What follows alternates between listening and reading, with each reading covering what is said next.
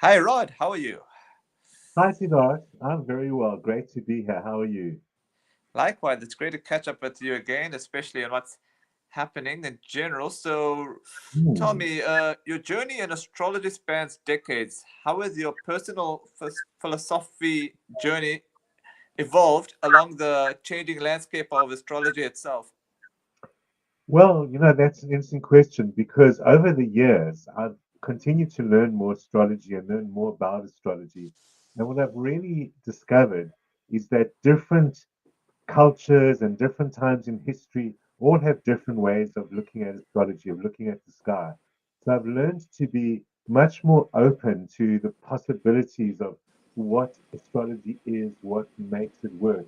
And I've understood it's much more about the people and how they explain themselves than some outside idea, some mystery of why planets do things.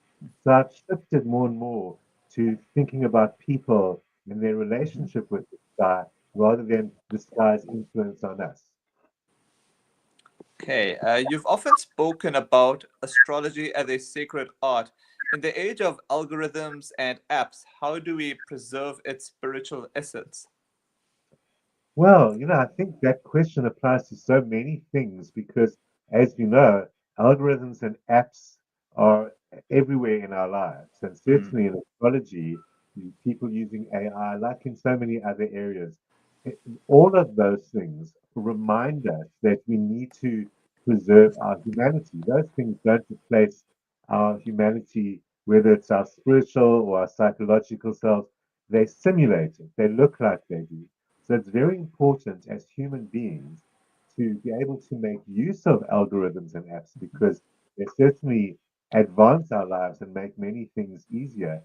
But to remember that there are unique things about being a human being, and that ultimately is our consciousness. And our spirituality relates to our consciousness. So, as great as algorithms and apps are, we must remember that consciousness is what makes us special. And we can use those things to enhance our consciousness, but never to replace it.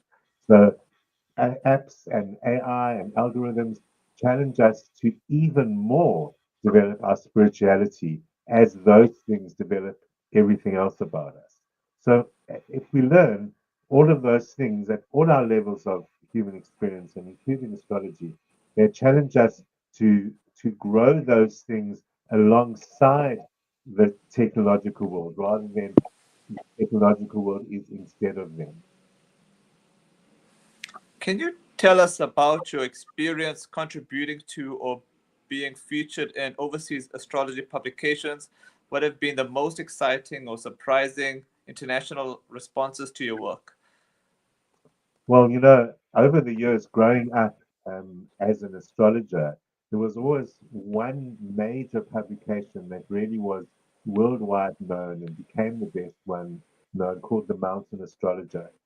And for me, the most exciting thing was one day I was at a conference in America many years ago, and I walked past the Mountain Astrologer display, and the editor, who was very well known in the community for decades, was sitting behind there. And as I walked past, he shouted out, "Hey, Rod, isn't it about time you wrote an article for me?" I didn't even Mhm. know how he knew who I was. So I felt the excitement similar to the first time I ever discovered astrology. And since then, I've written many times for that magazine, and I've written columns for them and articles for them. So it and that really makes you much more known internationally. As I said, most publications are quite niche in astrology. You get the British Journal, and they're very specific ones, but the Mountain Astrologer was the one known everywhere. Of course, with all publications, in so many ways, online publishing has replaced a lot of the printed ones, and that's made even more widespread recognition and people reading your articles. So the most surprising responses was firstly, how many people would read my stuff in the Mountain Astrologer and then want me on their radio shows. I found myself doing radio shows all over America, from here, of course, on the phone or on Zoom, doing these little radio shows all over the States, which was really quite exciting. And then also getting clients from obscure places all around the world. And I'd say, why don't you just find an astrologer in your local area who better understands your context? And they'd say, I saw your article in the Mountain Astrologer. So it really, really does help you connect. We always say the internet is what's connected us all these days, but no, it's always been through reading and sharing like minds. And when people see like minds and realize that you can be in a different country but think the same way, that's when it's given me the most interesting connection to people and to clients. So I really think that was the best result for me is the surprise of all the people who wanted to see me when there's so many astrologers everywhere. Uh, yeah, I've actually got a comment here actually asking you a question. Do you mind if I actually give you this question here? Sure, It's please go from, ahead. sure, it's from Jitin Reshikar. Oh, here it is. Hi, Rod. Can you please advise the difference between astrology and technology, or will it amalgamate? So, like I was saying earlier, I think we must always remember that technology is ideally meant as a tool that supports and grows our humanity rather than replaces it or even rather than amalgamates with it. So I think as long as we remain aware of the need to have all our human ways and our human tools, we'll be able to use technology as a support system for astrology rather than a replacement or an amalgamation. Technology allows us to be very accurate, very precise in measurements. Astrology relies a lot on mathematics and astronomical measurements. So technology has been great in that regard. We've had astrological software since the 1980s already. And I always say I wish the ancients who developed astrology over the last many thousands of years could see it because they would have loved it to take all the hard work away. So there's a lot of hard work, the maths and science of astrology, that technology can support us with. But the human side, the spirituality, the psychology, that will always be necessary for humans to do. So technology will be our tool that can expand what we do in astrology, not replace. Hey, what do you see as the biggest difference between how astrology is practiced or received in South Africa compared to Europe or the US? Um, I don't know if there is much of a difference, because look, we practice a very European style of astrology in South Africa, and that's probably because European books and so on were the first influences that we had in this country. But astrology comes originally from Babylon and has managed to, which is in modern day Iraq, and it has managed to spread itself around the world through time and space and all of that. So there's a lot to have in common. Having said that, in more modern times, the last say 200 years, astrology has been challenged all over the world, originally by being illegal. People in America were sometimes arrested and persecuted for practicing astrology. Ironically, astrology was technically illegal here under the Oh, Witchcraft until 1994, but no one was ever pursued, persecuted, anything like that. Yeah, and so we've always been very free to be able to practice astrology. And I think in those first world places, Europe and the US, where there are many more rules and regulations governing people's lives, astrologers often have to be a bit more careful. It's changed in more recent times, and once again, there's greater freedom of speech with regards to people wanting to follow what they believe and having the right to follow what they believe. And ironically, in a country here that suffered so much oppression and where people weren't allowed to think what they wanted, astrology was always there and always gave people a way to express themselves. But for the most part, it's become very international and it's practiced more or less the same all over the world. have you noticed specific global trends or cultural shifts in astrology, like techniques, systems, or archetypes gaining momentum worldwide? Well, what is interesting is, Uh huh. as astrology is having a bit of a revival because I think younger people today have realized that many of the old ways of doing things and the old answers people have been given the rigid sciences or rigid religions don't work for them anymore, and they are exploring new ways. And tech comes into that. But interestingly, what they are doing is they are finding the old traditional methods more and more interesting.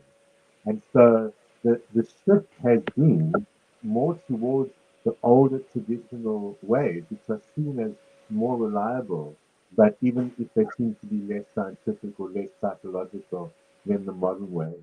So I would say that traditional methods, the ancient methods, the original methods, have regained their strength and influence because people recognize that in olden times, astrologers were revered as accurate and meaningful, Hmm. and that fell away. And it must mean that the older times they practiced a better astrology.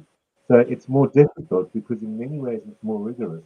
But young people want to go there, and there are many young people who've been translating the ancient texts and reviving those methods.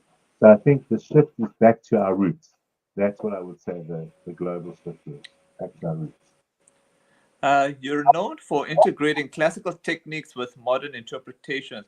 Are there any ancient methods that you feel are underappreciated in the global community today? Well, ironically, even though those ancient methods are often more difficult because they're more demanding, then we tend to be quite loose in our Mm, interpretation in modern times. But what they often are is less mathematical because ancient people, although they had very advanced maths, they didn't have computers to help them do it. So they mm, didn't have the time or resources to always be calculating things. So they developed many methods that use that don't use advanced calculations, but still are very useful, powerful, accurate methods. So I think what is very often underappreciated are these ancient methods that use simple counting or simple ways of looking at a chart. And people today want complexity or they expect complexity. You mm. need fancy calculations and things you can plug into a computer, and then it seems to be more meaningful. But I think what's underappreciated is those simplistic methods weren't simplistic because the people were simple minded. They were simplistic because they thought of clever shortcuts to get around all that math. So hopefully more of those will come back. With increasing access to astrological software and AI tools, how do you see technology changing the role of professional astrologers? Well, it's interesting that there is increasing access, but as I said earlier, astrologers have been using computers since the 80s. And, so Wow. personal computers started in the late 70s and the early 80s, arriving on people's desks. And most people didn't use computers at all. I remember, I was around then. I was a teenager in the late 70s. I got my first computer in the late 70s. There was no such thing as software. You had to write your own. So that's when I learned to write software because you had to. But I wrote astrology software even then. And astrologers were often people who were developing software, putting computers into their homes right from the early 80s when no one had them.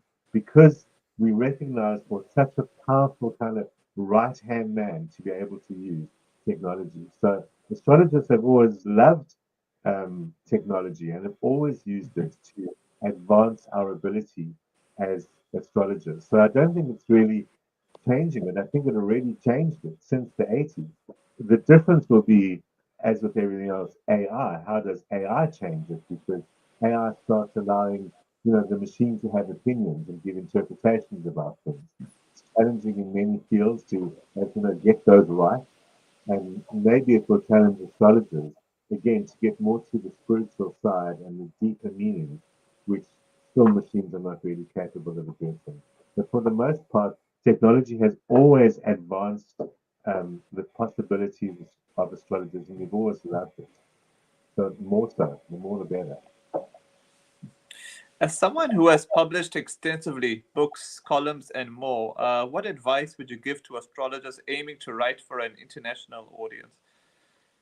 So I think what is important is that even though it's a very global sphere and publications are available globally because of being online, it is important to understand the your target audience because, as I've said, astrology culturally is different from culture to culture in terms of how they relate to the sky and what that means to them. And so understanding your audience and where they come from is very, very important. Speaking to people in their own language, meaning their own way of seeing things. It's become easier because so much of that is globalized, but it still remains true that if you understand who your readers are and what's different about their way. Don't assume that your South African way of saying things and doing things is to others was acceptable in other cultures. I once mentioned in an American publication that the female menstrual cycle is related to the moon, which I thought was common knowledge to everyone. I mean, Mm. they both keep 28-day cycles. And they got very upset with me because I was a man talking about the menstrual cycle and who am I to do that? And it was just a cultural difference. So it's learning about those little things. So making sure that your message gets through and people don't get stuck on sillinesses like that. Do you think mainstream media's portrayal of astrology, horoscopes, for example, helps or harms the credibility of serious astrologers globally? It's an interesting question because I think some astrologers have always worried about that and how it Mm. might harm astrology. But I think no, I think it actually helps astrology. As I've said a few times, astrology is about people's way of relating to the sky, and it reflects the culture and the era that we live in at any particular time. All the shifts in astrology over the centuries have always done that, and the astrology that we have in the mainstream media, the simple sun sign horoscopes. Firstly, they help everyone relate to the sky, even when they don't know about astrology. People recognize themselves in that. And I think most people appreciate that that isn't really fully what serious astrology is. They know they're astrologers, they know that they do charts, they might not know what that is, but they know it isn't the same stuff they read in a publication. So most people see it to a certain extent as a bit of entertainment, to a certain extent as a bit of self help advice, and they use it that way. And they usually know that if they need something more serious, they must go and find an astrologer. So my experience is it helps astrology. It helps people still relate to the bigger picture, the sky, and it helps them come to astrologers. I think it helps astrologers get clients in the end. And it keeps people aware of astrology. I always think those ancients that I mentioned would love computers. I think they'd also love horoscopes because to think for them to imagine that you can ask almost any person what their sun sign is, and they'll be able to say Gemini or Taurus when they lived in a time when people didn't even know what those things were unless they went to Mm. university. They'd be delighted how widespread it's allowed astrology to become. So I think the more the merrier. It's an expression of our culture. People relate to it. That can only be good for astrology. Okay, my final question to you is there a chart, personal, political, or celestial, that you keep returning to for insight or inspiration, and why? Well, that's an interesting question. I mean, every chart's got its own insights to offer, but in my case, the one that I keep returning to, curiously, is Mhm. of Marilyn Monroe. She was an actress, in the 40s, 50s, and early 60s. She died in 1962. Okay. And she was very famous as the most beautiful woman in the world and the ideal woman and so on. And, there are many beautiful women. So you've got to wonder why. And I think with her, what happened is that people projected all their archetypes about women, about beauty, about whatever it was to them onto this one person, which was a heavy burden for her. She eventually died probably of suicide. And she struggled because of that. She wasn't able to be herself. Astrology is all about learning to be yourself. So I've always been fascinated about how her particular chart reflects that so much about how she's turned into an archetype, but how her real self hides underneath there. She was always trying to engage with intellectuals and she always wanted to read books, but they just wanted her to be this airhead of a blonde, which of course she wasn't, but the blonde hair wasn't really blonde and she wasn't really an airhead and that wasn't her real name. And I just love the fact how this chart is able to demonstrate in one person how archetypes get projected, how the real self gets lost, and how it can be found. So for me, I always go back to that chart to use it as a teaching chart and to learn myself from it. There's a certain amount you can do from Princess Diana's chart because she was also an archetype.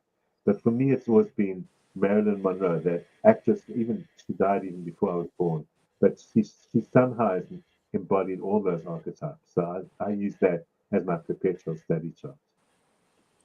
Well, I gotta say thanks so much for your time and hope to catch up with you soon.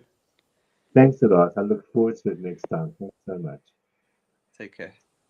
Bye bye.